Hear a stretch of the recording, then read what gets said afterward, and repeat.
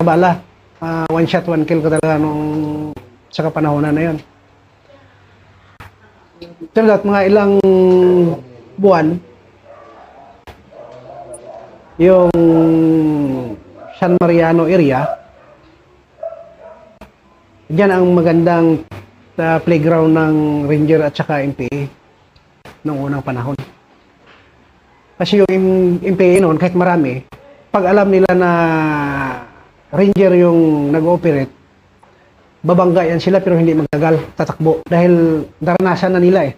Yung sa enkwentro namin na una, na kahit dalawang team lang, kahit tig 150 pa sila, hindi nila kayang patakbuhin yung Ranger. Yung kaya nila patakbuhin noon, yung 21st IB at saka 17 IB. Sabi nila na Agtaray Batalyon.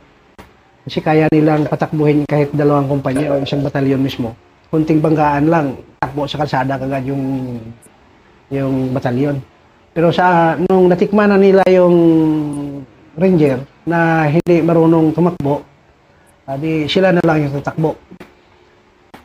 Kasi ang limit na unang kalaban, pag hindi sila namatayan na 10, hindi sila withdraw. So, ibig sabihin, kung mababa sa 10, hold the line sila. Hold the line sila, lalaban sila. Pero ibig sabihin, pag marami na silang kiya, marami na silang casualty, dahan-dahan na yan sila withdraw. Dahil hindi nila alam kung ano yung nabangga nila eh. Kukunti lang, pero yun nga, sabi nila eh, tumatakbo, babarilin nila, matumba. Maya, nandiyan na naman, nakatayo na naman. I-assault na naman sila. Kaya yung labanan, no, naglabo-labo na eh. Pero naka-recover rin ngayon. Yes, may mga recover din na mga baril. Ang kalakasan lang noon na baril nila, Grand Carbine. Ilang M16, kukunti lang yung M16 na panahon na yun. May M14 din sila, may AK. Meron din silang 60, yung Bulldog pa noon na 60. Yun ang medyo nahirapan kaming kumana dahil sa Ranger team noon, ang M14, isa lang ang gamit eh. Yung assistant radyoman lang, yun lang ang gumagamit ng M14. Yung guide niya, yung guide. Yung guide, simula sa lead scout, puro 203 na yan, hanggang kontakman.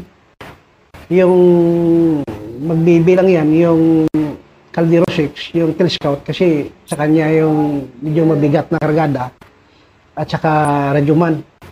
Yun lang ang magbibi. Pero the rest, sa isang team, tig 5 203 palagi yan. O pinakamababa yan, 3 203 ang gamit ng tropa noong panahon. Kahit BB siya, pero puro mostly halos alin yung ngayon na NPS sa mas yung technique nila. Ngayon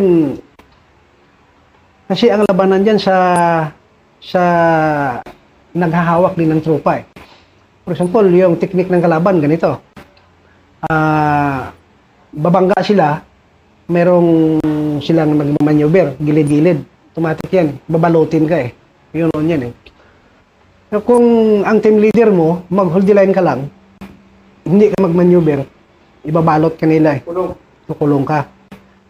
So, ang gagawin mo dyan, pupursot mo, bubutasin mo yung linya nila. Yung depensa nila, bubutasin mo yan. At ano, paano mo magbutas kung hindi ka mag-assault?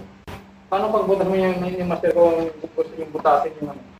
For example, kaya sa amin, gitna na kami. Dikitan mo lang, dikitan yan.